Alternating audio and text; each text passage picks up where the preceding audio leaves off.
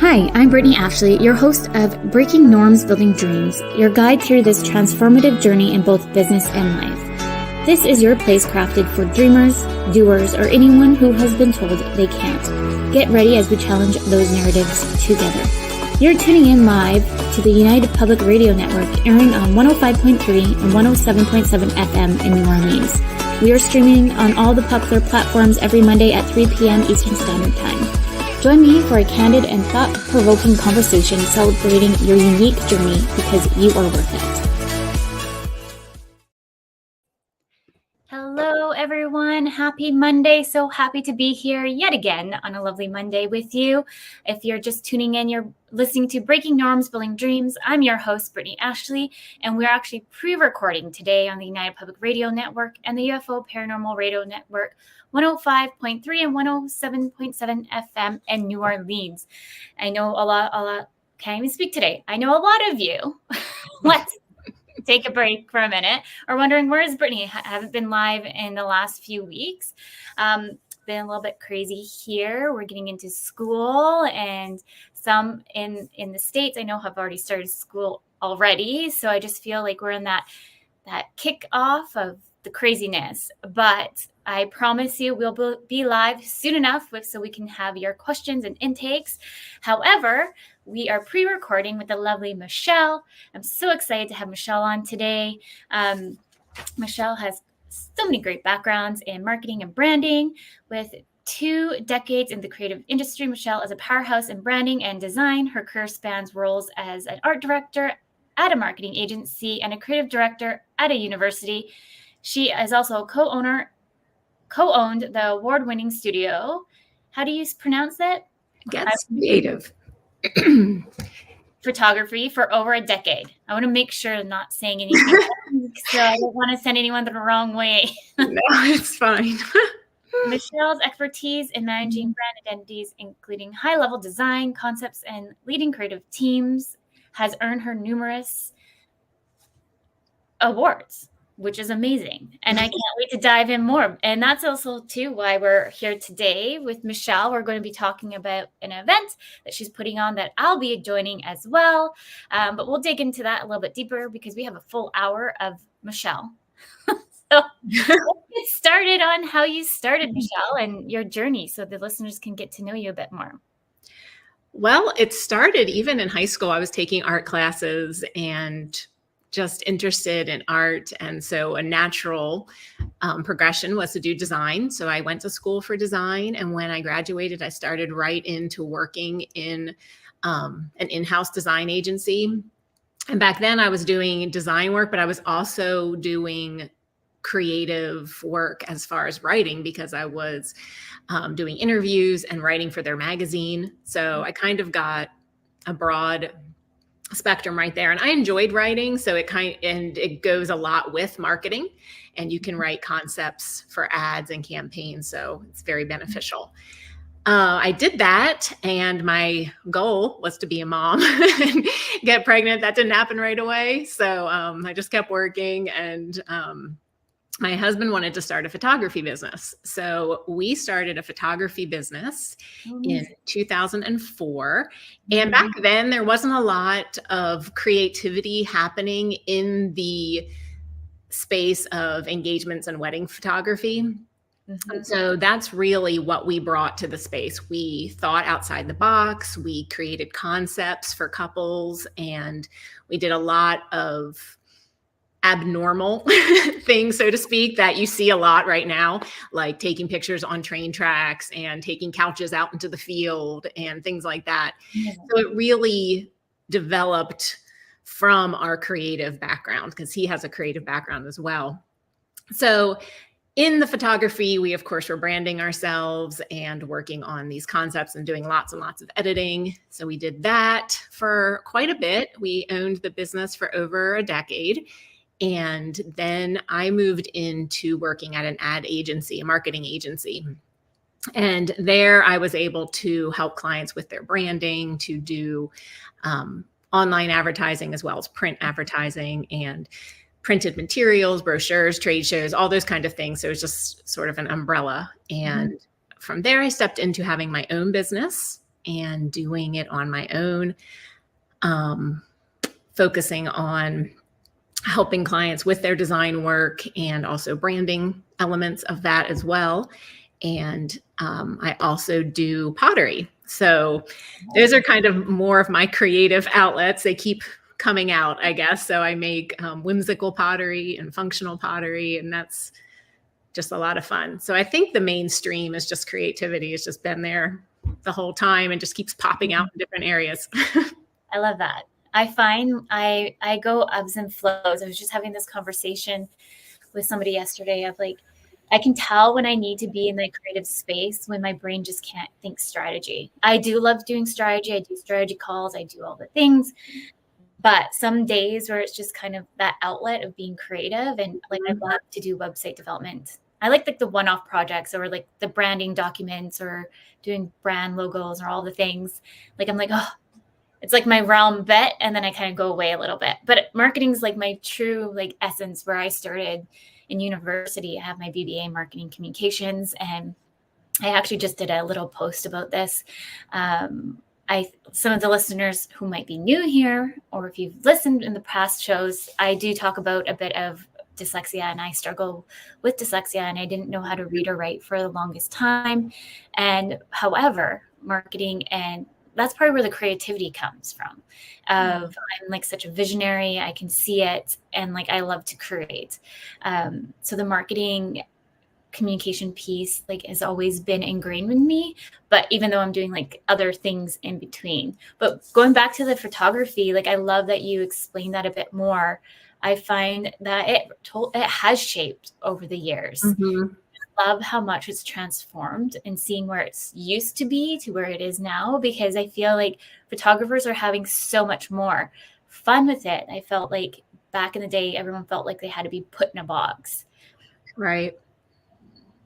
For sure. That was my husband's actually brainchild when we went into it, where he wanted to, his initial idea was to blend photography with art and create something that is actually what's happening now with AI, where it's creating all kinds of crazy cool things. But what we did accomplish, and I think really we're on the cutting edge and leading people in the photography world, we were some of the first people in our area to be doing it, was that creative type of photography. One of the cool sessions we went on, and people would fly us different places or have us travel so that we could do their shoot there. And so one couple we took an engagement session for in New Mexico. So we're on the East Coast. So we flew out to New Mexico to this desert, and we were taking pictures of them in town with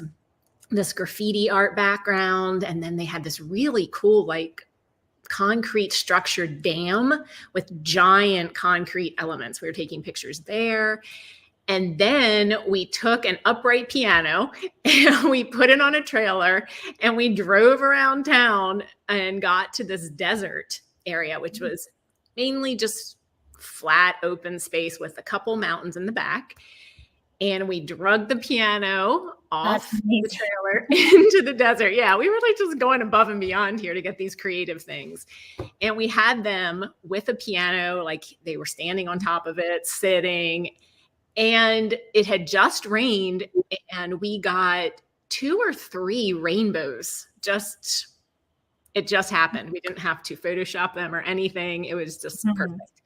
So that's one of the examples of just kind of how we took it out of the box and got amazing images by doing something that maybe other photographers weren't willing to do. Who wants to drag a piano around and take it out into the desert? But the pictures were so epic. I mean, who had engagement pictures like that? So those are some of the things we did. I love that. And I just kind of like touch a little bit more on that. Like, that's why I love bringing guests like you into the show, is just like, let's break those kind of societal norms of what should a photographer be doing or not be doing, because like, who are we to say? Really, at the end of the day, it's kind of, if you see that passion, that creativity, why not do it?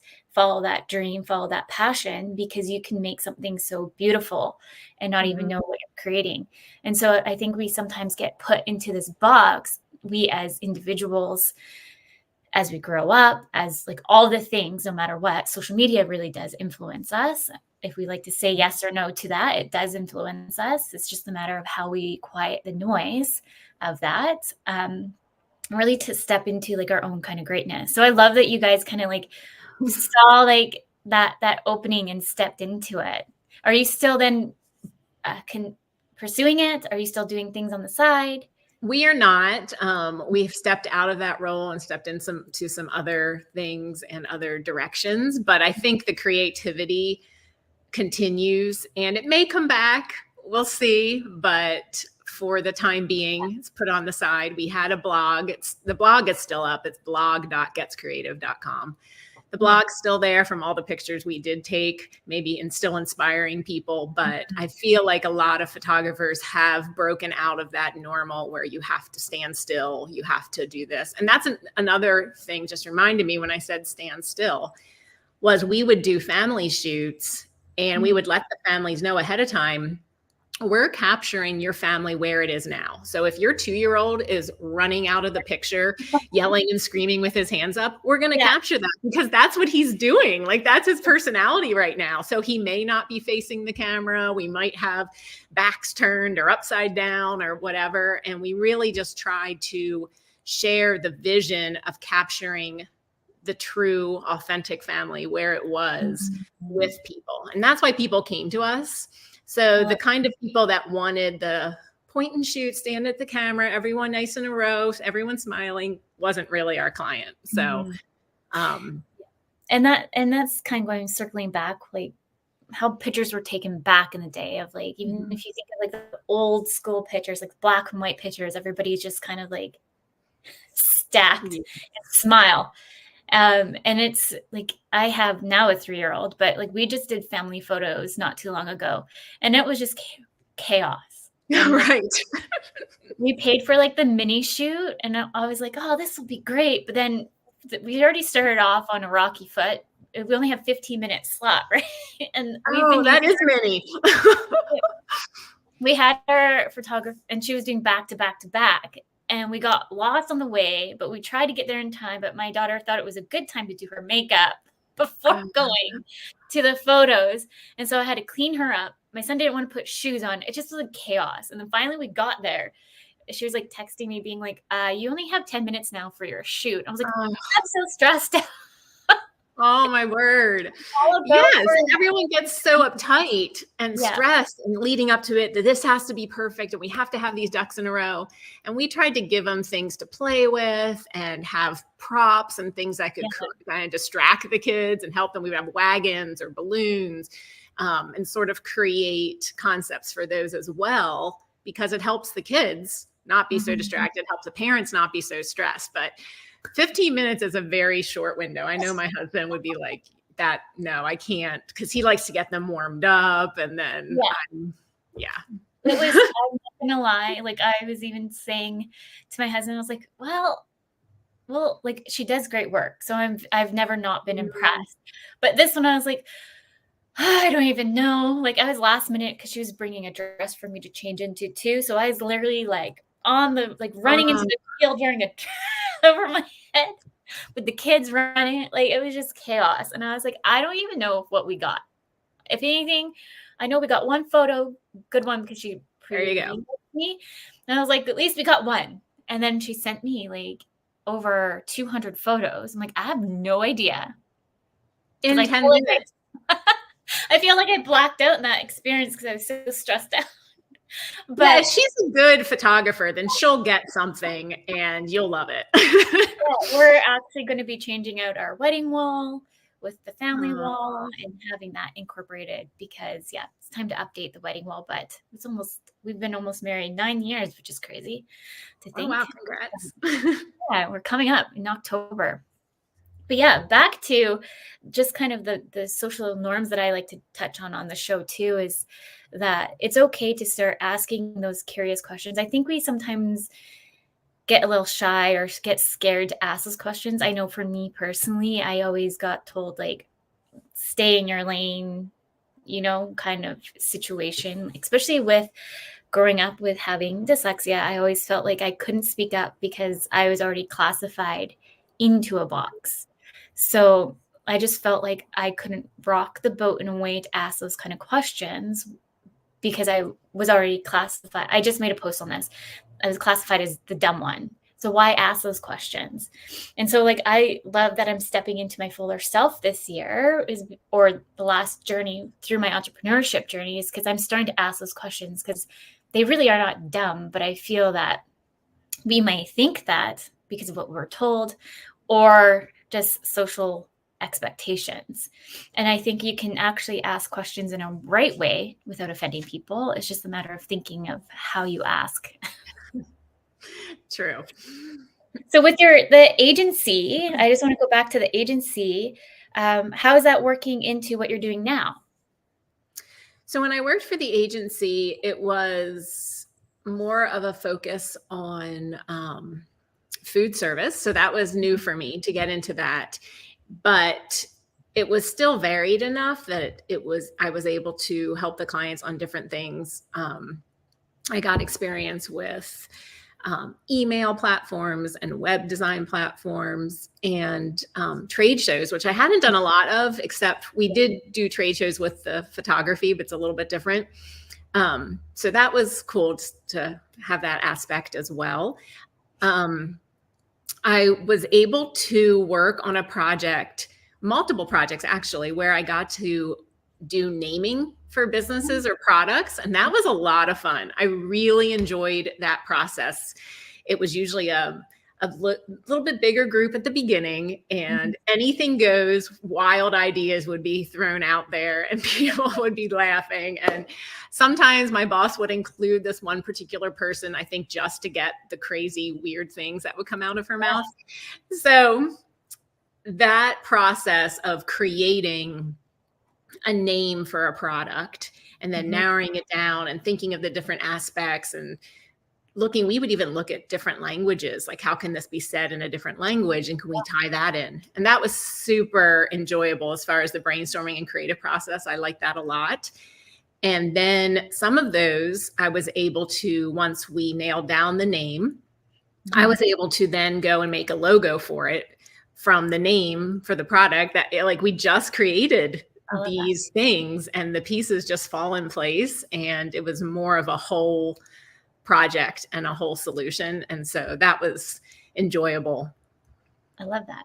I find like creating a name for a business or product or anything above the beyond, it's hard. It is. It's really challenging. Like to come up with creative dynamics. Like I don't even know. What did I even do? Like I just knew that I wanted a dynamic team. That's where I started it with. And then I was like, and then I'm like, I love to be creative. So that's where creative dynamics came from. And I remember researching, being like, who has the name? And not very many people did. And so I like pitch it to the ladies on the team. And I remember one being like, I don't like it. Oh. I was like, well, I like it. So I'm going to do it anyways. Yeah, you can't please everyone. That is for sure. And it's fit. And it's like, it's all like the whole premise is that we're a dynamic team that offers dynamic business solutions. So it seamlessly works. And I remember when I incorporated, the lawyer was like, I've never had an easy corporation. Like I was like, I want to incorporate today. And he's like, well, that usually takes time. And he emails me back within an hour. He's like, well, that was easy. Nice. A lot of people end up having the same name or whichever. And so they'll have to go back to you. And then sometimes you have to end up just taking like a number that's on file. And he's like, I've never had someone be like, this is my name. Let's go. And it worked out. Yeah. It was meant to be.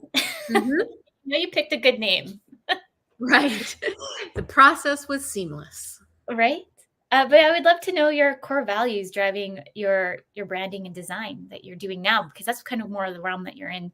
Are you more of like a sole prop? Yes. Okay, perfect. I would say first and foremost is probably honesty and integrity. Like those are fundamentals just in my life in general. I want to make sure that I'm coming across honestly, that I'm telling people truthful things, that I'm authentic. Like this is me. I'm not one person over here and then one person over here. Mm-hmm. So that ties from my life into my work, which authenticity is a huge thing right now for branding in general and companies being who they are and making sure they're presenting themselves in a way that lines up. So that is key for any business. The other one I would say is efficiency. And I can't really help this one. It's just the way I am. I just do things fast. And I think it started when I was little. As a 2-year-old, my mom told me I was just like into everything and busy, busy, busy. And they had a t-shirt for me that said, "Here comes trouble." So I think I got it honest and got it early. So that has been something that I've always had. And it just has allowed me to, when I'm working on a logo or something like that, I'll do a bunch of sketches and just knock those out and just sketch, and then go back and look at what I want. So being able to work efficiently is super helpful in branding in any of these areas. Also editing, when I was doing photo editing, because we had to edit lots and lots of images. Yeah. And then lastly, creativity for sure. Like I try not to land on the first thing I pick or the first thing I design. Like I said, I like to do multiple pieces and look them over and choose, brainstorm about ideas and concepts for a look, or for like, if it's for a marketing campaign, well, what are the ads that we can do for this campaign, and what could the headline say, and then what could be the drivers or the thoughts behind these things. So I think creativity comes through in everything I do, from the pottery to the photography to the design. And psychology plays such a great role in marketing. Because I couldn't realize, like I could have been a doctor by now, but I couldn't decide what I wanted to be after my diploma in tourism hospitality. And I was like, I want to go into psychology. And I loved psychology. So I did do it for a little bit, but I did end up pulling out and going more into the business aspect, marketing aspect, because that kind of what transferred from my tourism hospitality diploma. With psychology, I had to redo everything from start one. So I felt like I was going to be in school for even more 100 years. Right. Yes. There's great takeaways in psychology. Once you start to understand how psychology integrates with marketing, like I already know, like I am like, if you put me down the aisle, I'm one of those people. I'm like, yes, yeah. Even my husband's like, you're a marketer, and you know that they're doing this just. Right. Anyways. But yeah, I just love like how they all kind of work together, and just coming up with concepts and thinking of those, how to integrate them for clients is great. Do you work side by side with clients to kind of come up with these kind of concepts? At first, yes. I'll get a lot of feedback from them as far as, like you said, when you were creating your name, you were like, well, I like to be creative. And so we need to know those things about clients when we're creating for them. So I ask questions. I try to dig a little deeper, ask things that they might not have thought about at all. Like, if you were a car company, what kind of car would you be? And that kind of gives me an idea if they're looking for a Rolls Royce kind of thing, or if they're a Jeep, they're rugged and strong, or if they're a sports car, they want to be fast, they want to be flashy. So things like that, questions that seem odd, can really give direction as to what the look and feel of their name or their logo should be. And kind of like you said, the psychology of what they're thinking and how they want to present themselves to their clients and their audience. And I love to educate clients too, that a brand is always evolving.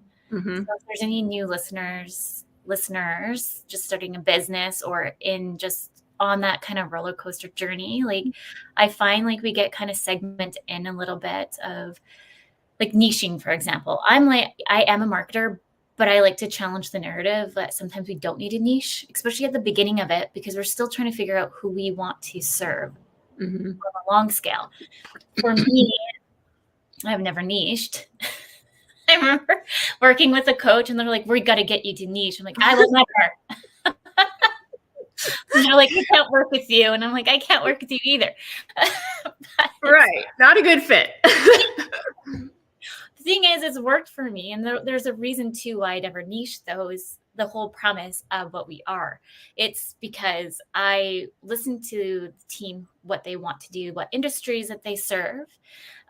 We technically have niche because we work with service-based businesses, but we work with a range of industries. But it's because everybody team member has worked in that specific industry. It's not just because, so it makes sense why I haven't fully niched. It's harder to market. That's for sure. That's cool. I'm not gonna lie on that piece. And even people have told me in the past, like, you really need to. And part of me, when you get those gut instincts, it's like, I know what you're telling me is right. But my gut telling me to do everything completely opposite, because that's how I roll sometimes.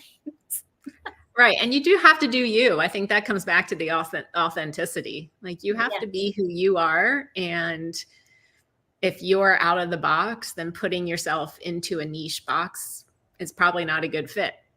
And it's worked in our favor. Like, we were able to survive COVID because we did start with the food and beverage industry, the event industry, like it all closed down, but luckily we still worked with real estate agents and we're able to ride that wave. So it's just it really have worked in our favor. But anyone listening, don't always take it depends on your situation. Exactly. But with the whole branding premise, we're almost halfway into the show. See, I told you it would go by really fast. I'll just make our little midway cameo before we go into talking about the event that that you're going to have me on. So as those just tuning in, welcome to Breaking Norms, Building Dreams. We're live on the United Public Radio Network, Can't Speak Today, and UFO Paranormal Radio Network on 105.3 and 107.7 in lovely New Orleans. I'm really having trouble with words today. I think I need more coffee is what needs to be done on Friday that we're filming on, everyone. We're on a Friday / you're listening on the Monday. But it's one of those days. It's been a long week. It's a good week, though. It's the perfect pathway because we're also doing a rebrand. And so we can kind of hone that into the conversation, too, of like how those kind of interchange. But please tell us more about the event. Okay. So on September 12th. Oh, there we go. Your brand, your fortune. Yes. So the event is called Your Brand, Your Fortune. And it is on September 12th. And the concept behind it is to help businesses to really level up their branding and marketing. We're even going to do some sales stuff, but the overall premise is branding, marketing, sales, growth for small businesses. So it can apply to any kind of small business or entrepreneur. We're going to have 16 experts on there, including Brittney. So we're going to touch on a lot of information. It's going to be a full day and there's going to be bam, bam, bam, bam content. So really, really good. For anyone listening, I have put the link into the show here. So I'll connect it with when we roll it out as well.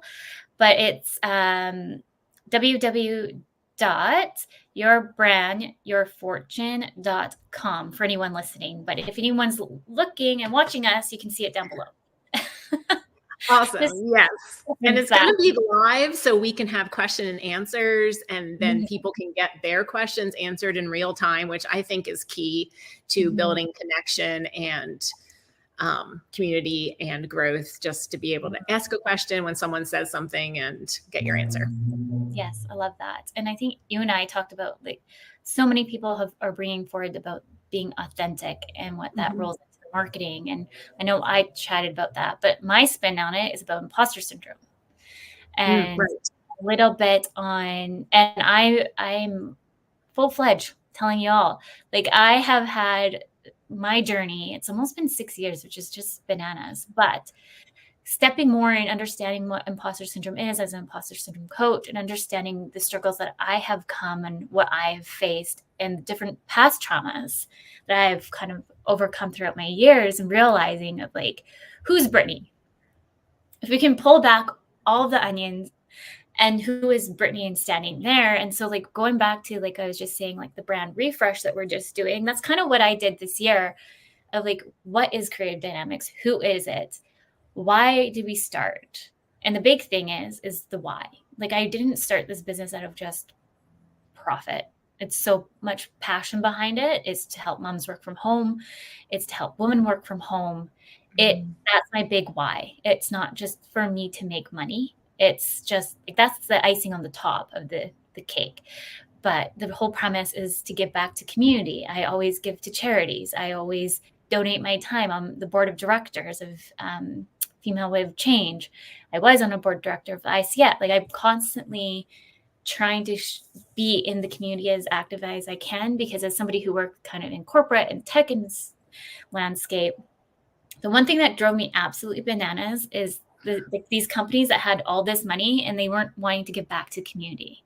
And I just could not understand it. And I was like, when I have my business one day, I will do this thing. So I just love trying to find different ways to give back. So like we have given back to mental health here on Vancouver Island. I've given to Autism Rocks. I've given to the residential school here in BC. So all the things. I'm always like, I'm not like just niching into one kind of charity. I just want to give back in different ways as I can and listen to the clients, to the team members, any community member that has been like, hey, this is a good idea and I'm in line with my values, I'll do it. But coming into the event, like this is the thing that I also find is that everyone has a business idea, which is really great, but they don't know where to even start marketing. And marketing is a beast in itself. And we have, unfortunately, social media as a noise of telling us all these things. And please don't hire a coach that they promise you that they're going to get you to 6-10 figures when you're just starting out.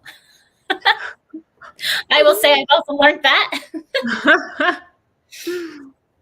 I just find that marketing, if you can, I always say, I like to educate anybody that I work with on the marketing piece, the strategy piece, all the things. So if you're just starting out as a business, and I know marketing is so scary, come to the event because there's so many different experts on the panel that will give you like tidbits, takeaways.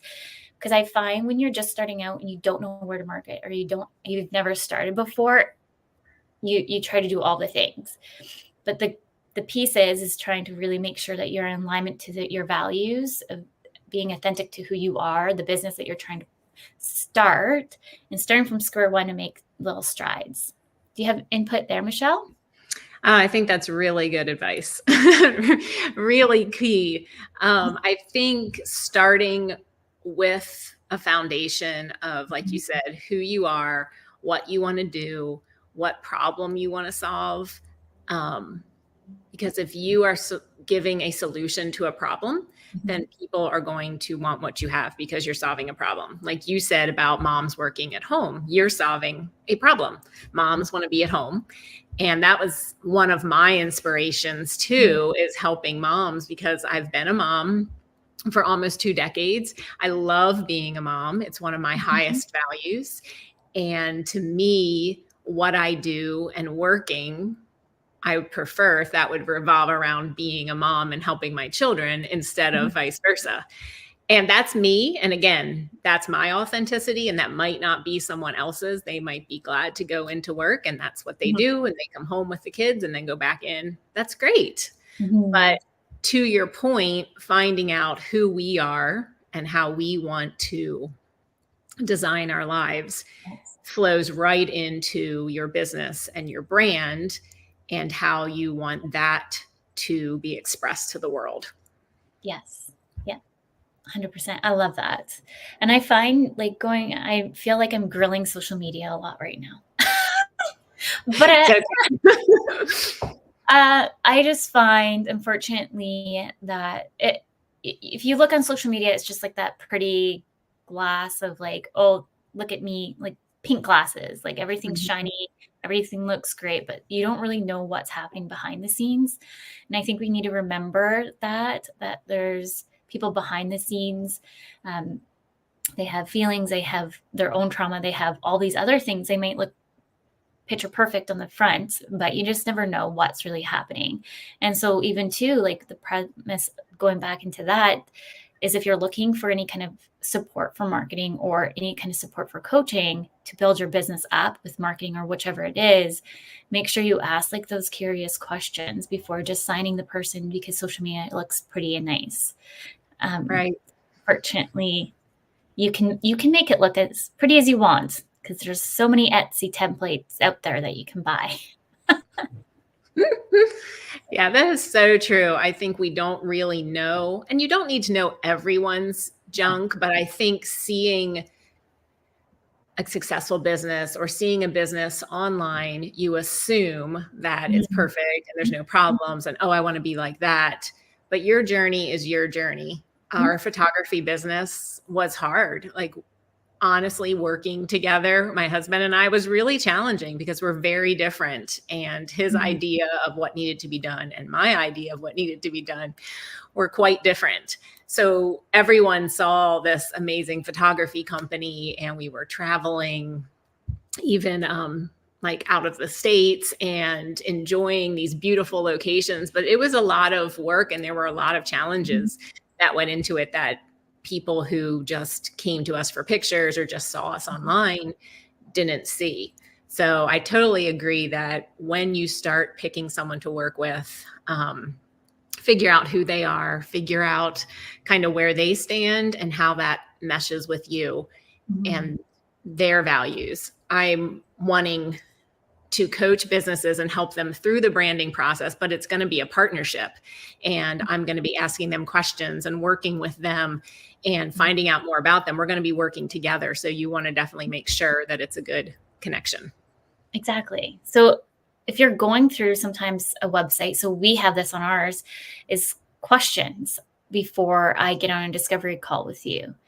And I kind of, in a way, review it, and I decide yes or no if I'm going to work with you. And there's not usually like a hard no right away, but you start picking out the red flags. If you've been doing this for a while, you can kind of see a little bit of how they respond and the kind of questions that they provide you.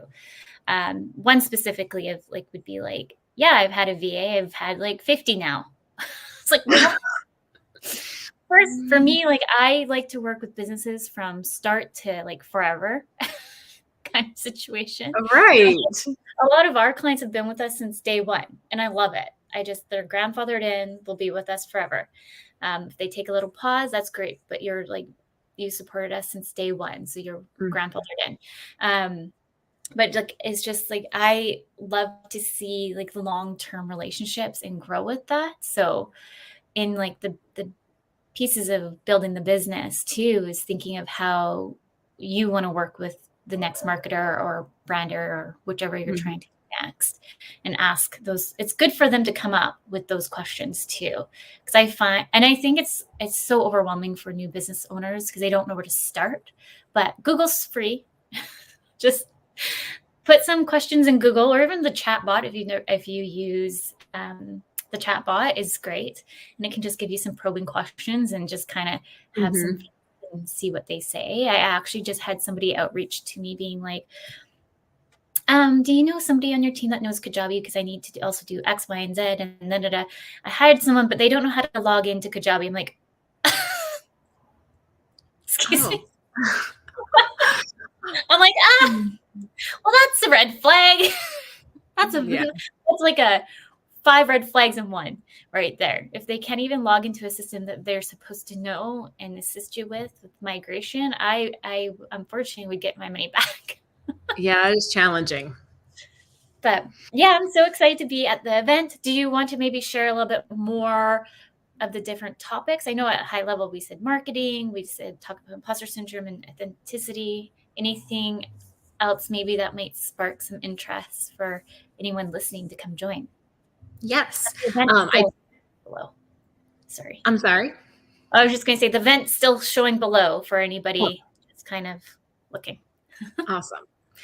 One of the things we're going to talk about is creating compelling marketing that is focused more toward your audience, but not in the typical salesy way. I think a lot of times we think of we're selling a product, we have to market that product, we have to get that product out.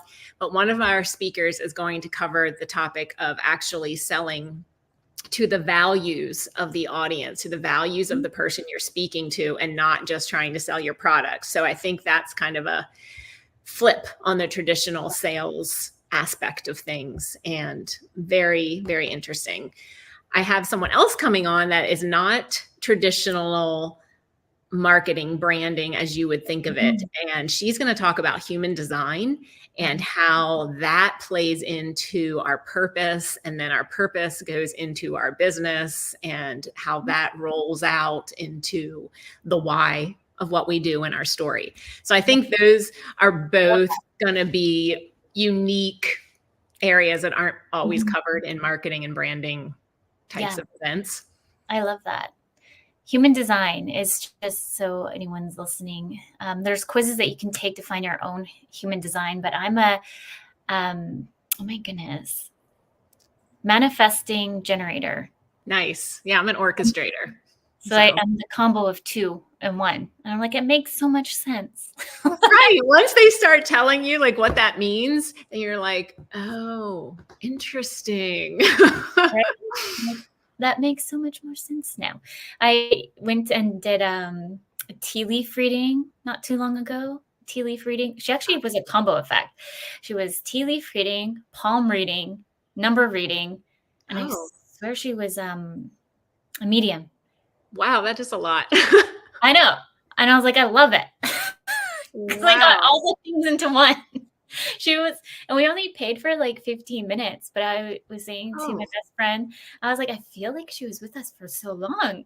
And he was like, yeah, she kept like turning off the buzzer and kept telling us all the things. More time. She was talking to me about my number and like also like my birth date and what it means. And I was like, oh, that's so interesting. Now, some of it I didn't fully agree. She says that I'm a know-it-all. I was like, oh, what's that? I guess in school I would always like just be sitting quiet, but I'd be like, no. But I was like, not really. I'd be scared to speak up, but I didn't know a lot. But yeah, but at the end of the day, like it was just interesting to hear that. And then the human design too. Like I was looking a lot more into it because it's just so interesting to hear, because those are actually coming more in the forefront too. There's somebody that I met along the way who looks at your numbers on how to build your business too, versus not human design, but your number design versus in the universe / your birth dates. Right. Because I think if you are aware of those things, it can just possibly make things a little smoother or a little easier because you're working in the same path that your body, mind, soul, spirit's already working in, instead of trying to buck against that or do something opposite. If you're flowing with where you're already going, I think it's just going to make business and life easier. And it really helps you kind of narrow in, going back into like the values / all of the things really. Like, so going back to like the / maybe we should preference like, what is a rebrand? Okay. Yeah. So there's a little bit difference between a rebrand, a redesign, and a refresh when you're rebranding. The redesign is going to be basically the whole comprehensive thing. It's taking what you have and shifting colors and shifting imagery, and it's just a more radical change. It's probably something that you're going to do if you're repositioning yourself in the market, or if you are trying to attract a different audience, or if you're maybe trying to separate yourself from something negative that happened, which can happen in larger companies. Public relations. Right. A refresh is on a smaller scale. It's just like tweaking what you have. You're keeping your main identity. You're keeping everything pretty much intact. It's going to be a lot more subtle. And maybe you're just trying to modernize or update it and refresh as the name says. So example of that would be Burger King a while ago and Pepsi. Yeah. Burger King had that more like squarish logo and they went to the circle. It was still Burger King, was still very recognizable. The colors were still basically the same. They just sort of updated it, modernized it. Yes. Yeah. And so that's kind of what we're doing with Creative Dynamics. It's not necessarily like a big shift. It's just, I was also trying to figure out what to do with my business coaching, imposter syndrome coaching. And I was like, I'm going to go do my own brand, have this brand and do both. But I kept coming over here to Creative Dynamics and I still was coaching over here. And I'm like, why am I like everything, no matter what I've ever done since I started Creative Dynamics, kept bringing me back. I'm like, why am I just pushing it so hard? And so the refreshes, we're just elevating and adding more services. I'm your business coach, imposter syndrome coach, but then we also have done for you services as well. Nice. And so it's just more of an elevated tweak with like the colors. Like I love my background, as everyone can see, my background color in here. Like I guess you call it turquoise. Yeah. Like maybe like a sea green. I don't know. It depends on what monitor you have too. We found that out in photography. It totally depends on your monitor. Exactly. But I'm like obsessed with this color. Like this is like literally in my house everywhere you go. And when I did my photo shoot, I never put 2 and 2 together until I saw the photos and was like, oh. Did you have it in your photo shoot too? Yeah. You are so on brand. I did not plan it, but my whole house is like little peaks of this kind of color. So my carpet pulled in nicely. Like I was like, this is obviously, it's telling me something. This is my color. It is. Drawn to this color, but then also black. So I have so really I still kept my colors the same, black, white, and this is the primary color. But really at the end of the day, we're just kind of elevating more of like the black hue in a way, darkness a little bit, and then this to kind of soften it with the white, but then just elevating a few services. Like that's the refresh. Right. And then and the thing what I was trying to do before too is take myself completely out and be in coaching, but no matter what, I'm the brand of Creative Dynamics. I've now realized it's taken me a long time, but I've now realized I am the brand. And so instead of just having a logo's great by any means, but I don't want to be considered like a corporate agency or anything like that. I still want that personal touch. You'll always see me I always joke with my clients, I'm like Big Brother. I'm always here, even if you don't see me, always watching.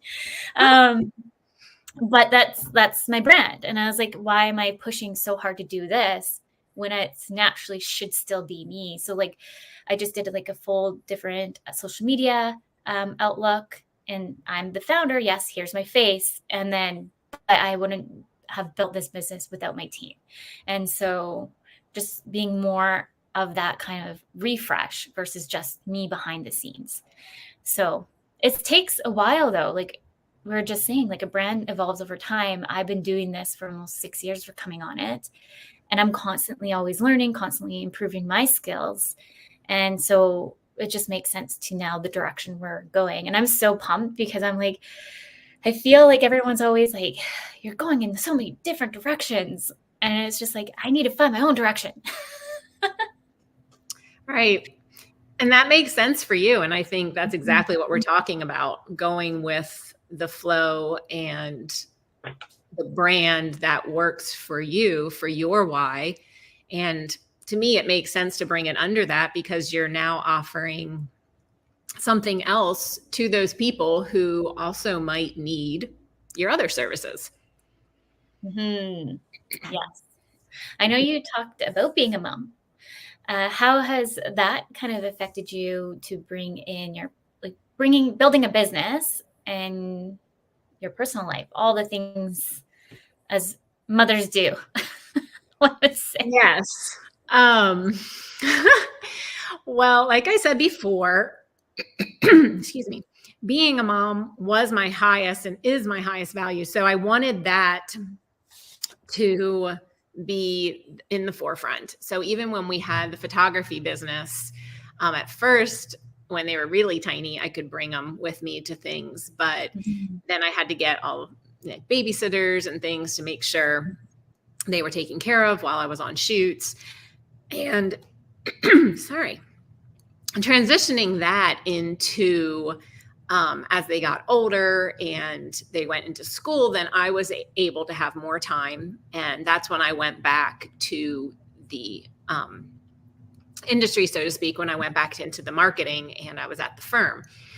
And I did that for a bit. And then when I went into actually being my own boss, doing my own work, I had done that before, kind of alongside in the background, but that became forefront. And what I loved about it was the freedom of my schedule to be able to be with the boys, to be able to do things with them, to be around. Like, even if I was working, I was there. And my husband and I talked a little bit about having an office or being in a certain place. And I was like, I actually love being out in the open with everyone. So currently we have a very open floor plan at our house, and my office is just kind of in the corner of the living room, kitchen, dining room, huge, area. And I love it because they're coming and going and I get to talk to them. I get to see them. But as they get older, I realized that what I loved about being a mom was more of mentoring them into young men and grown men who are going to be a benefit to society, who are going to, help and do good things, do great things.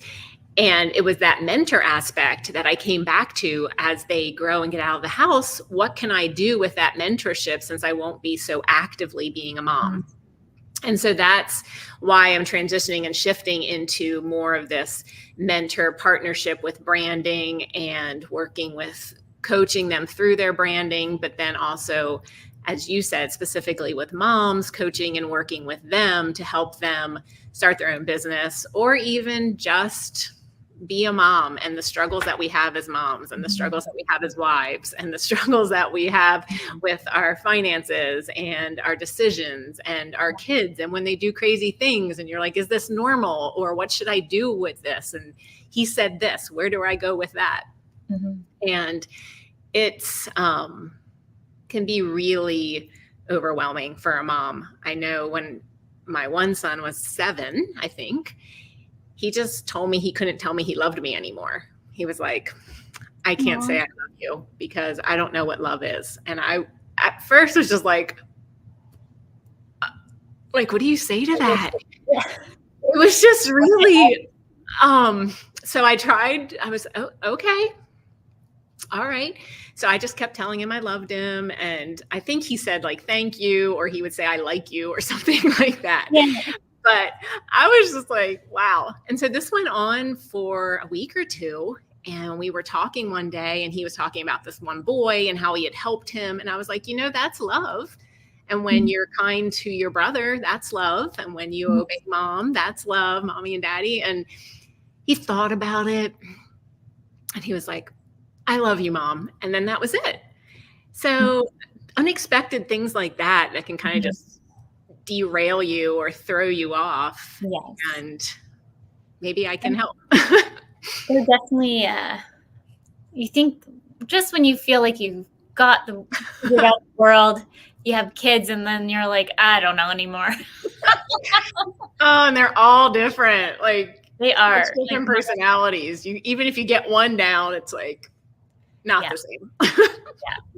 I would say my daughter definitely has a bit of personality like me. So I would say if anything, she's more fiery, speaks up a lot more. I think I'm just starting to find my voice, but my aunt was like, she is like you. She just learn. You've given her that opportunity to have that voice. And so she's like, but she's just a spitting image. That's so cool. And I was like, this is probably why we're fire and fire when we're in the same house. Yes. And then my son is like, we're still learning. He's 3, so his personality is just growing. But oh my goodness, I feel like he's going to be one of those toddler that like escapes outside the house and we're all sleeping. Like he just wanders at night and we're like, what are you doing? Or in the morning at 5 in the morning. And like this morning he was downstairs watching his tablet while we're up like, like how It's a real thing. Tablet? The kid's a genius. Yeah. Like I put it up high. He somehow got to the tablet. Wow. Yeah, it's a real thing. One of mine started cracking eggs in a bowl on the floor to make breakfast when we were upstairs asleep. So yeah, it's a thing. It's like interesting, that's for sure. Well, we are almost at time, but did you have any last minute takeaways for anybody listening or any tidbits about the event? We'll circle back on the event. Yeah, I wanted to just give some recommendations, I guess, like you were saying, for advice for people starting out, to try to work through some of those questions and develop a strong brand foundation before you jump into marketing, because it can really set you up for success in the marketing, which is so vast and it can be complicated if you have a good foundation.